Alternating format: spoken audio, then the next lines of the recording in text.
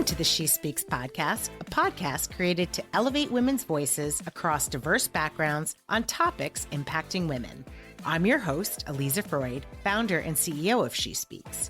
Each week, I have a conversation with a woman expert who shares her best how-to advice on a topic so we can learn how to better do that one thing from a woman who's been there and done that. Our hope is that these conversations help you feel more inspired to speak up and be heard in your own life and work. Now, on to the episode. Welcome back to the show. Hope you've all had a great week so far. We have another awesome new episode for you today. If you are one of the over 75% of women who have said that they've dealt with burnout and experienced burnout in the past, this is the episode you're going to want to listen to. This episode, we talk with expert on burnout, Cait Donovan, and we talk about first, how do you identify if you're burnt out? How do you know that you're burnt out? How do you distinguish that from depression? Because they can be confused with one another. So how do you distinguish it?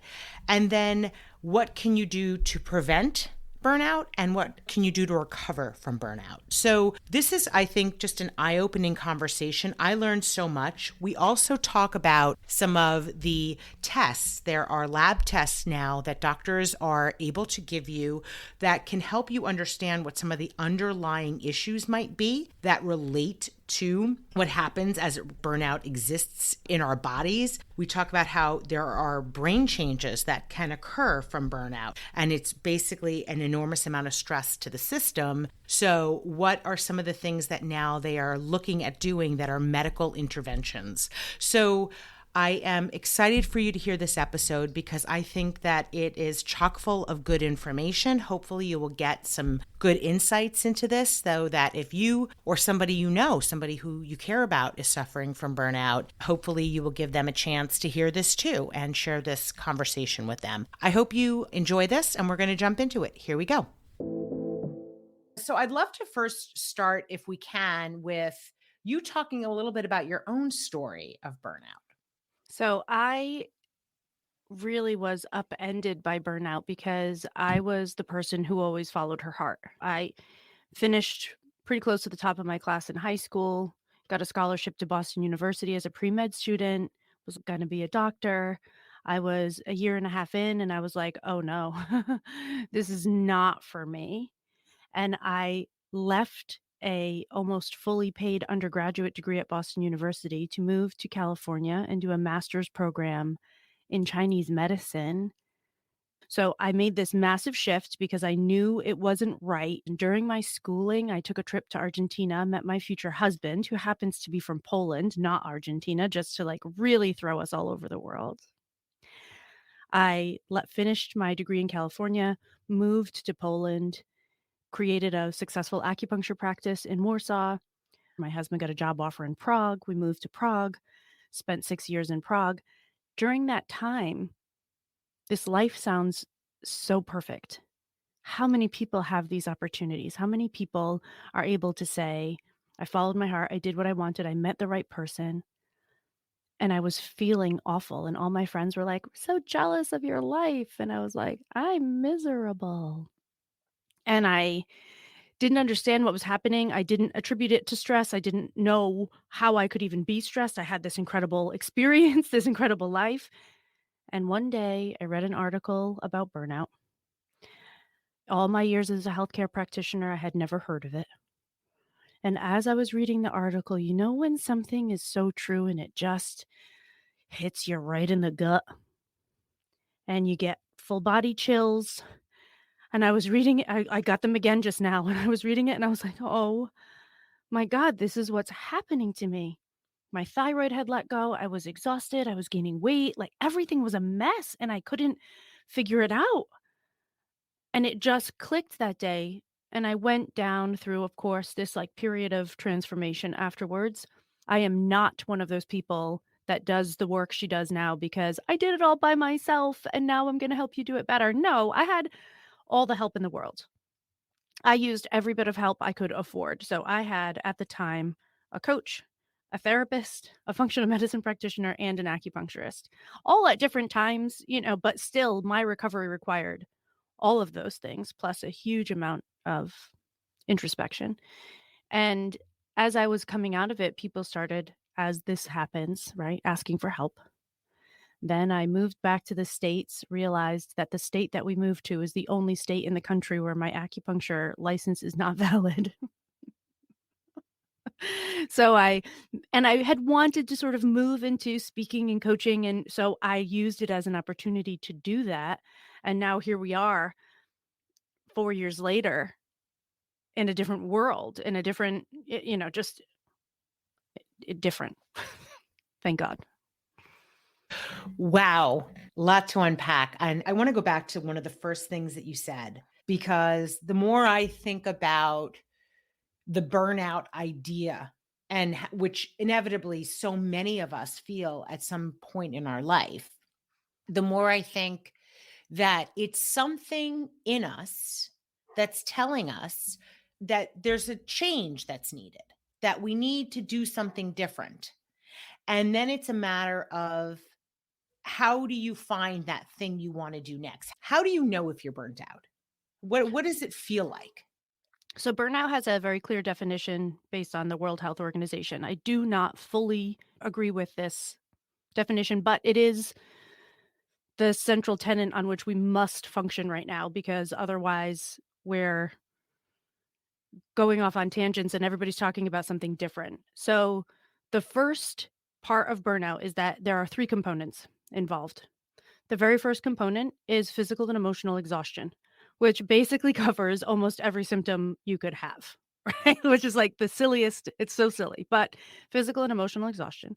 The second one is cynicism and detachment. We call this being a negative Nancy and feeling like you're alone in the world. And the third one is feeling that your work is not impactful, that you can't be productive, that what you do doesn't really matter. And so all 3 of these components have to be in place. And according to the current definition, this is all associated with your work. This is where I disagree, right? Because there's a huge span where this could come from. Now, if you have all 3 components, you can say that you're burnt out. That's the current rule. However, the physical manifestations and the emotional, mental manifestations of burnout will vary. On the emotional side, the most common descriptor I get from people is that they feel like they cannot manage their emotions anymore. So they're exploding, whether that be in anger or tears. They just don't have the wherewithal to talk themselves through different situations. This makes sense on a physiological basis because there are some brain changes associated with burnout that make this make sense. So this is like, okay, we get it. This is actually happening and you really can't control your emotions. You're not just imagining it, you really can't. On the physical side, what we find, and this is where my Chinese medicine background is really handy, what we find is that previous areas of weakness in your world and in your body are where your symptoms will arise. So, if you were in a car accident at age 12 and had whiplash, your burnout will likely come with headaches and neck pain. If you went to Mexico as a kid and got Montezuma's revenge, your burnout might come with GI distress, with gastrointestinal distress, with gut disorders, right? Your stress system has an effect on every single process in your body. So the symptoms can be absolutely anything. If you had a tendency toward a lot of strep throat and flus and colds as a kid, you're probably going to have a lot of colds when you're burnt out. So it kind of depends on the person. I'm kind of blown away by all, like, every time you answer a question, Cait, you give me like 12 things to think about. I Yeah. do want to get to you've explained to us what burnout looks like, right? We Yeah. just talked about what it could look like. And I don't know that you have to necessarily, right, have all 3 of those symptoms that you talked about. You do. You That's do. the Technically. diagnostic procedure. So the diagnostic procedure is that you have to have all those 3. Let's say you kind of come to the conclusion that you are burnt out. What do you do next? So, to me, we have to talk about both the physical component and the life component of what's going on. So, your first step, your first stage is going to a doctor and doing a blood analysis and a urine analysis. Because if we find out that you have low vitamin B12 or low vitamin D or you're low on iron, you're anemic, something else is going on. It doesn't make sense to try and implement any serious change when you have a lack of energy that's due to a lack of nutrients. So let's first make sure that you're in optimal levels of functioning. So that's step one. The research on burnout that's been around for about 40, going on 50 years says that up to 80% of your burnout is your work's fault. Again, I disagree with this. I think it ends up being a little bit more 50-50 personal factors and work factors. But what we need to understand is that burnout doesn't have a one shift here and everything's going to get better component. It also doesn't have a this one thing was the cause component. In order for you to be vulnerable to burnout, there are a million factors that had to be part of your life. And it's not your fault, no matter how many changes you have to make in order to get out of it, no matter how responsible you still are for getting out of it. It's not your fault for getting into it. If you have coping mechanisms that you created as a child to protect you and they lead you to burnout down the road, that's not your fault.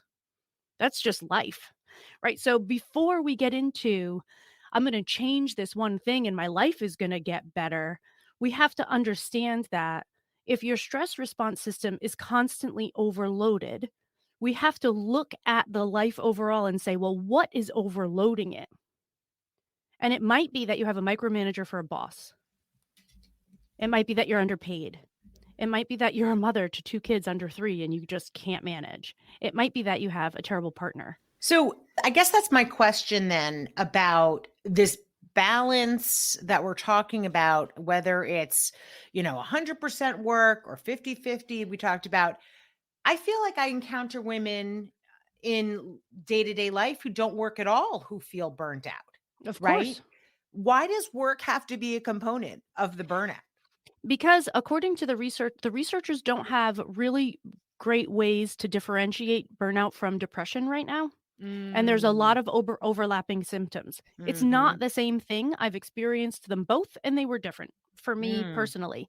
But mhm, some people, like I was saying earlier, if you have a tendency to a certain thing, you're going to have that during burnout. So if you have a genetic tendency toward depression, when you burn out, you're probably going to have depression at the same time. mm, But mhm, on a medical research basis, they just don't have enough clarity of mhm. what's really happening in the body Yeah. to say which is which. So they put it over there so that it has its own category. I want to talk a little bit about your background in the master's in Chinese medicine. You were going down the medical school route and made the decision to switch to the master's in Chinese medicine. Can you talk about what that can teach us about ourselves that then informs this whole idea of burnout? So for me, the Western medicine, I will say right off the bat, I love for a lot of things. When I Mhm. ruptured my Achilles a few years ago, I was not running to my acupuncturist. I was running to the surgeon. Yep. And so I believe that everything has its place. Mhm. Chronic disorders are not well managed in the Western medicine system. Mm. They're just not. We don't have a great track record in Western medicine of chronic disorders. Looking towards systems that look at your body more holistically is critical. So, Chinese medicine involves looking at what we call your constitution. So, where your inherent strengths and weaknesses are on a physical side. We look at how every system of your body connects to everything else. So you don't go to a Chinese medicine doctor and only look at gynecology or only look at immunology or only look at ENT. You're looking at everything all at the same time. So you have somebody that's going to see you as an entire system, and that system includes your lifestyle. And this Mhm. is one of the massive differences. I'll never forget being in China for one of my internships, and someone came in with a skin disorder, and the doctor was talking to her and the translator was going, and he looked at us at one point right in front of the patient. This is China, so it's the different rules about patient privacy. Right in front of the patient, turned to us and said, "This woman is way too angry. She's fighting with her son, and this is why her skin is doing this." Wow. Yes. So there's some components, emotional components that become really obvious through Chinese medicine, Hmm. through a Chinese medicine lens that are just not part of your diagnosis at all in Western medicine. So functional medicine does that optimization piece that I think Hmm. when you're working with something like burnout and the numbers sometimes are not telling you that you're sick, but you feel terrible, that optimization piece is the piece that's often missing. Mm. I love this. I mean, thank you. This is really a great explanation and important things for people to understand, especially if they're kind of new to these Ideas. areas. So, when we're thinking about burnout, why are we still having such an issue with it and why specifically women? It's not specifically women, Okay. I think is the first thing. I think it is Mhm. slightly more women, but we don't Mhm. know if that's because men are not admitting to it. Mm. And the number differentials are not as big as people would have them be. This is an opinion, not a fact. This is a hypothesis, not a fact. But, part of a burnout situation is the fact that you did create some coping mechanisms as a child due to some sort of trauma. Maybe you don't think you had trauma because you didn't grow up in a war torn country or you didn't have, some massive event happen. Mhm. But it doesn't actually take much as a child for you to create ways of being that help keep you safe. For instance, my father was an alcoholic until well, he's still an alcoholic, but he stopped drinking when I was 6. And I was afraid that he was gonna start drinking again, and I equated his mood to his drinking. So if he was happy, he was okay, but if he was angry, he wasn't. So I Mm. became the family jester because I was Mm. trying to keep him happy all the time. So Mhm. I can make a joke out of anything because I fulfilled that role. That did lead to later in life sometimes people thinking that I wasn't taking them seriously, Mhm. to missed connections in some way, shape, or form, to a lot of self-deprecating humor, which is Mhm. not a healthy thing to do on a constant basis, right? So Mhm. that was an issue. In addition, I created a perfectionism circle because for some reason, as a small child, I decided that when my father got back from rehab, the mistakes that had been allotted our family by the universe or God or whatever, he had used. I don't know Mm. where this came from, where this idea came from, but I remember thinking it. I can't make mistakes anymore because all of the mistakes that were allotted our family, he already used. So now Mm. I've got to be perfect all the time. That drive to perfection was part of my burnout story. Yes. So I Mhm. think we keep burning out because a good portion of the real issues lie in childhood trauma, Yeah. and we're Yeah. just not dealing with that well. This is so intriguing to me because what it does also is it begs the question, what are ways that we can get in touch with those things? Aside from going and seeing a professional, are there things that people can do on their own to try to tap into insights? Get in touch with your resentment. Mm. Find your resentment, take note of it, write it down. And when I say resentment, you might want to start with things like irritations and frustrations and annoyances at first, because Mm. resentful is an emotion that a lot of us do not admit to because it's not, doesn't feel kind, doesn't feel polite, doesn't feel socially acceptable. Mhm. So look into what we call in around Fried, we call this the anger group of emotions: anger, irritation, frustration, annoyance, resentment. When you start really digging into these, what you're going to find is these are all the places in your life where boundaries are either not built properly, missing, or broken. Mm. Once you figure out where things are broken, you can start to ask yourself why they're broken. This was jarring for me when I started doing this work with myself because the thing that I realized most frequently was that I built fences and then jumped over them myself. So I was disrespecting my own boundaries constantly, and while I had been blaming people in the background for a long time, a lot of it was not people taking advantage of me or ignoring me, or it was me. Yep. And that was a really hard thing for me to swallow, but also gave me a ton of control. Yeah.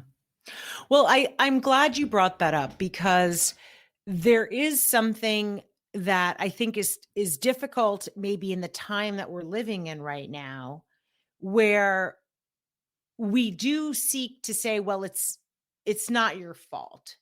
There's something about that that is incredibly depowering. I don't know what's the right word for it, but Disempowering is the one that I disempowering. use. Thank you. Where is the personal agency? There's nothing to me that is more frustrating Yeah. than someone basically presenting me with something that I cannot change. Yeah. So, how do we approach these things knowing that we're in a time where we're being told that maybe it's not in our control, different areas, different things, with the notion that as a human being, we have to feel personal agency? How do we reconcile these things? The question is, what is in your control? Mhm. So this concept in psychology is referred to as an internal locus of control versus an external locus of control. And the idea is either internal locus of control, I have influence over my life, or external locus of control, life happens to me. And it's been shown a million times over that having an internal locus of control is more beneficial for your health, mental health, physical Mm, health, emotional health, all of it. So, this internal locus of control, this personal agency that you're talking about is critical. And it is the fight that I am fighting on LinkedIn mm, because there are a lot of people that study organizational psychology that have run a lot of surveys and questionnaires on organizational psychology that say workplace is 80% of the problem. And I'm like, that's not helpful, especially for people that are already burnt out. yeah, That is helpful information for how companies can grow in order to help prevent some burnout in the future. So I right. don't think that it's unnecessary information. I think it's critical information. But I work with people who are already burnt out. They do Mm, not have the time to wait for this organization to wake up and make changes. They have mm, got to do something now. They don't have the mhm, time. And so yeah, this I will get real fired up about this because this is like the hill I'm gonna die on. And so I'm constantly talking about this differentiation between prevention and recovery because society can do quite a bit to help us with prevention. Society cannot do much to help us with recovery. And this mm, is the same. What we fail to understand is a lot of people sort of throw around the word burnout as, oh, it's just this like state of being and you can just snap out of it. No, there are physiological changes to your body and brain that happen when you're burnt out that require healing. If you got cancer, you would go for treatment. Burnout requires treatment. And I think this is something that we really don't understand. So we try to say, well, if you just, made the workplace culture more psychologically safe, it would be fine. yeah, No, yeah, no, you still need to heal. yeah, yeah. Thank you for that Well, question. yeah, I mean, I'm just thinking to myself too, based on what you were saying. Some of us learn this earlier in life, some of us learn it later in life. But I remember as a kid, I kind of didn't look like everyone else that I was in school with. And when you're little, being different is not a great thing. Mhm. And I remember coming home and, being upset about it. And my mom saying to me, listen, this is the way that they are going to behave. You cannot change them. All you can do is change the way you react to them. And that's what's in your control. And I remember that lesson because I think about it so often through the years because it applies to so many different parts of your life. It just is such a great lesson and one that I found to be very empowering because I couldn't change them. I was not going to change those kids who were acting the way they were acting. All I could do was change how I was going to react to it. Yes. And I am grateful that I learned that lesson pretty early on. But I Probably saved you wonder, some grief along the way. some grief is unavoidable, right? Yeah, some, yes, but it probably saved you from some bonus grief. For sure, for sure. But I have to say the part about that, going back to the personal agency we were talking about before, the part about that was so important was the lesson of I can be in control even when it seems that I'm not in control. It is going to be harder to change an organization. And yes, maybe it will happen. and there might be plans to change it. But at the end of the day, that is going to take a longer period of time. And how do you change now? How do you have relief? How do you get some relief now? And sometimes that requires leaving an environment. Sometimes it Yes. doesn't. So Right. a lot of my clients don't leave their jobs. And some of them absolutely have to. Some Mhm. of the environments, I don't love throwing the word toxic around because I think it's overused, and I think Mhm. anytime somebody does anything that we don't love, we just call them toxic, and that's not Mhm. exactly the definition. But there are environments that are actually unsafe for some people. That Mhm. same environment can be perfect for another person. Mhm. I think where personal agency can be a trip up for some people is that they get this idea that no matter what's going on, they should always be able to be okay. And that's not necessarily true. There's no reason for you to force yourself to stay in a place that's damaging you on a regular basis. It's like being stuck in an abusive relationship. Yeah. It's the same thing as being stuck in a toxic work environment.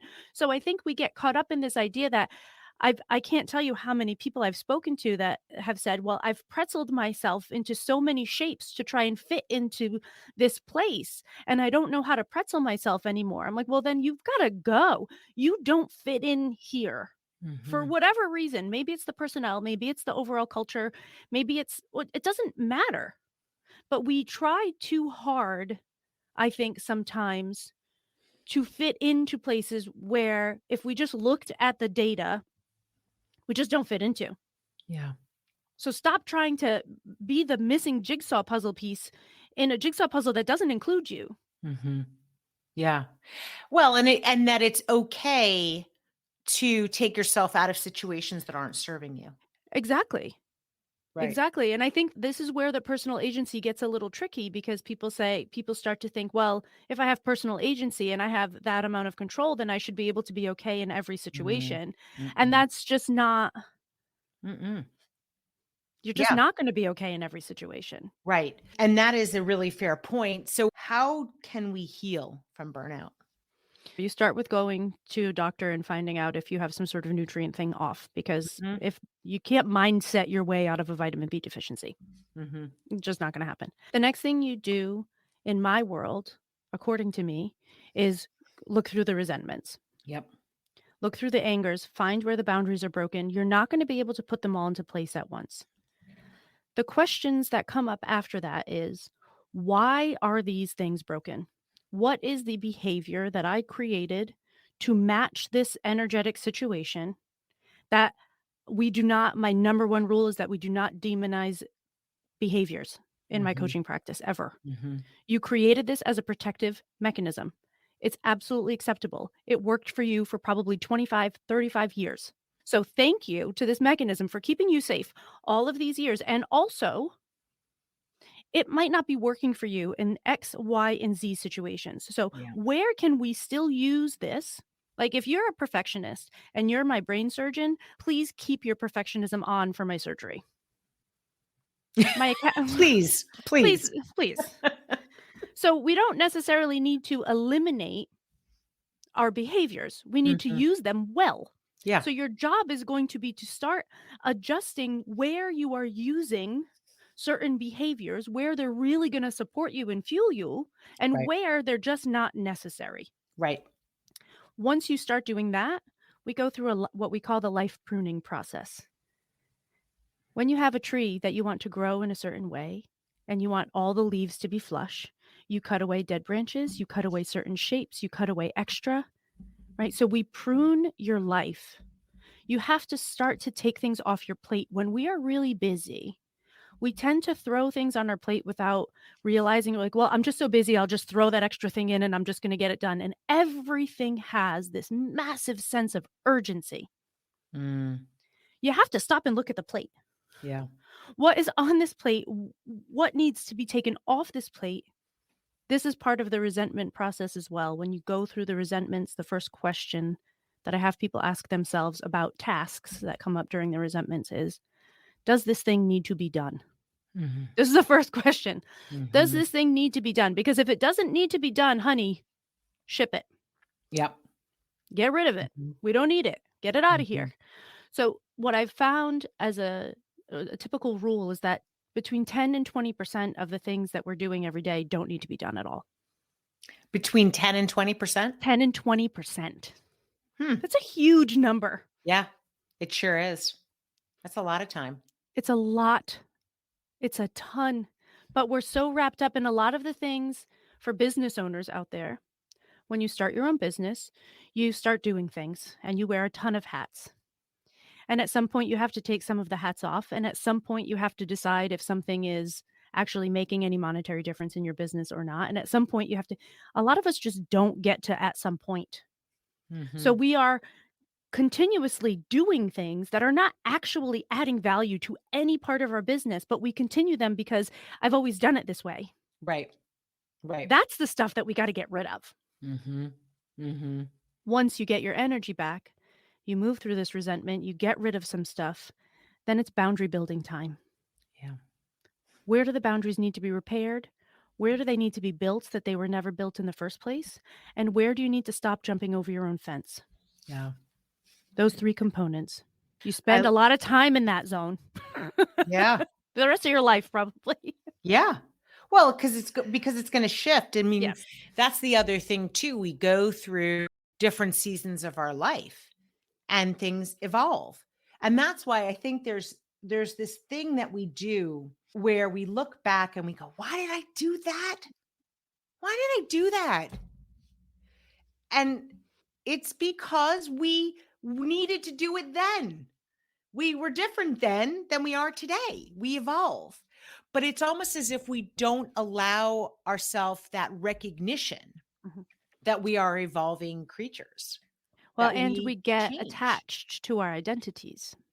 One of the biggest issues I see people going through with burnout is, well, I'm going to leave this job. I don't want to do this anymore, but I spent all of my parents' money and 10 years of my life becoming a lawyer. Who am I if I'm not a lawyer? Who am I if I'm not a doctor? Who am I if I'm not an acupuncturist? Who am I if I'm not this identity knot? Is a huge one for people to manage. Right. Well, it's scary. It's scary to kind of redefine yourself. But if you think about it, it is the place that allows us to make that change that we need.